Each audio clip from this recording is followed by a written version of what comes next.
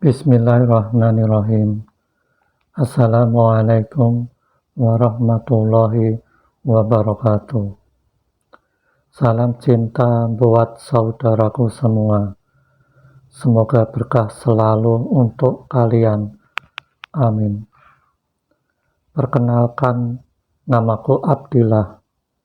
Aku berasal dari keluarga yang sangat sederhana. Aku anak pertama dari 2 bersaudara. Dulu semasa kecilku diasuh oleh keluarga tanteku, adik dari ibuku.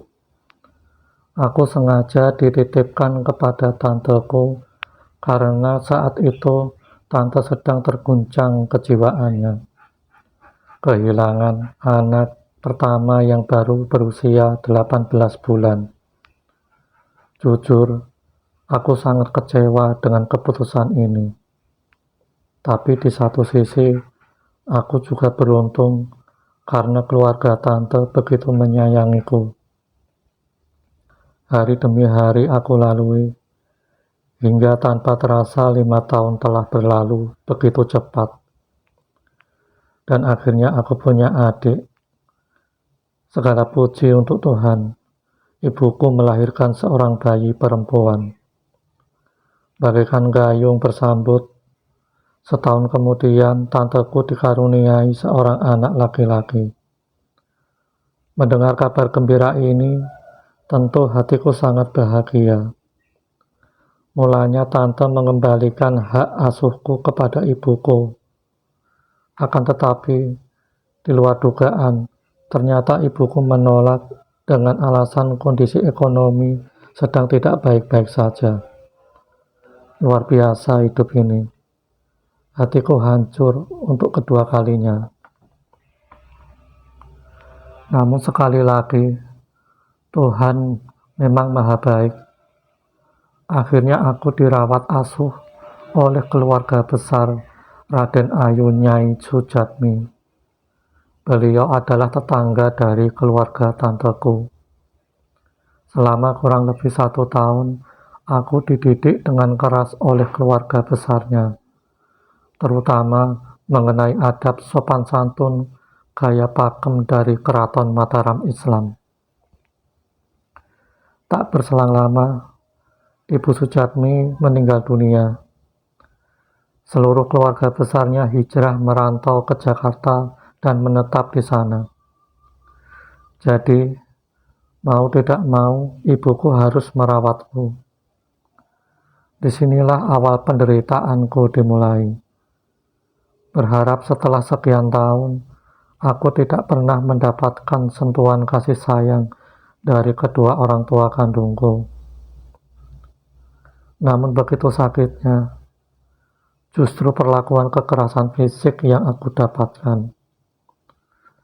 Ayahku sering memarahiku, memukulku, menendangku, bahkan pernah juga mencambukku. Padahal aku selalu berusaha diam dan menerima ketika tidak dianggap sebagai anak. Julukan anak seorang iblis disematkan kepadaku. Itulah suara umpatan yang sering keluar dari mulut ayahku. Hingga di suatu malam, aku menangis sendirian di dalam bilik kamarku yang gelap gulita tanpa cahaya. Tuhan, kenapa ini semua terjadi kepadaku? Kesalahan apa yang telah aku perbuat? Malam itu, aku menunduk menangis sejadi-jadinya. Aku sudah seperti sebatang kara yang tidak punya arah tujuan. Perlahan ku coba menyeka air mata yang jatuh deras membasahi kedua pipiku.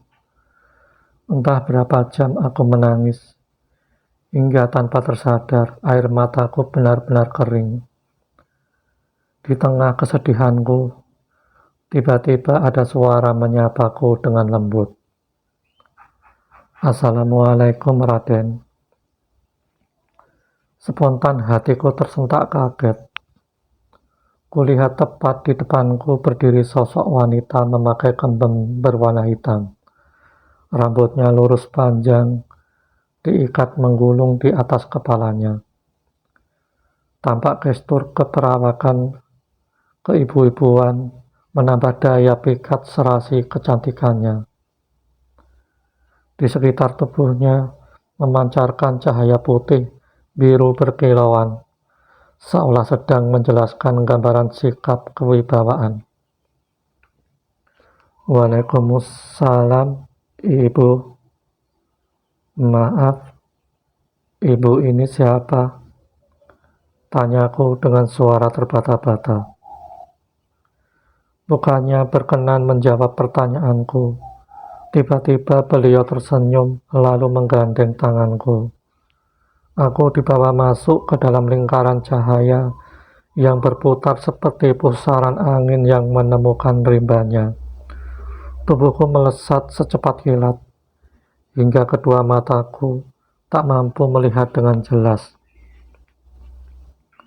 Aku sama sekali tidak memahami fenomena apakah ini.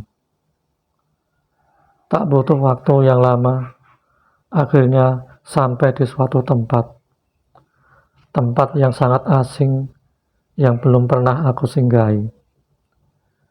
Sebuah ruangan yang begitu luas dengan lantai permadani berwarna merah membentang tanpa sekat. Harumnya wangi bunga yang semerbak menandakan bahwa suasana di sini dipenuhi dengan kenyamanan. Terdengar alunan musik gamelan Jawa yang diiringi nyanyian Kidung Wahyu Kalaseba mengundang kesakralan tersendiri. Ibu, ini di mana? Tanyaku dengan penuh kebingungan. Ini di rumah ibu, nak. Kerajaan Samudra Selatan. Balik Kencana, Domas. Kamu berhak bahagia, nak. Jadi jangan sedih lagi. Bermainlah sejenak, atau kalau kamu pengen sesuatu, mintalah sama ibu. Nanti ibu coba berikan. Iya, ibu. Lalu ibu ini siapa? Ibu bukan siapa-siapa, Den. Suatu saat kamu akan tahu siapa sebenarnya ibu. Namun untuk saat ini, Raden belum waktunya tahu. Ibu mengajakmu ke sini karena ada suatu hal, yaitu tentang mengenalkanmu pada alam dunia lain, sekaligus memberikan sebuah nama untukmu. Tentunya nama panggilan sebagai ungkapan cinta, tanda kedekatan ibu dengan kamu. Iya, terima kasih ibu. Tapi aku sekarang pengen pulang. Takut nanti dimarahi ayah kalau tidak ada di rumah. Iya, Den. Selepas ini, ibu akan mengantarmu kembali pulang. Kasihan juga ragamu yang belum kuat. Beberapa saat kemudian, akhirnya aku diantar pulang. Dan cerita pun bersambung.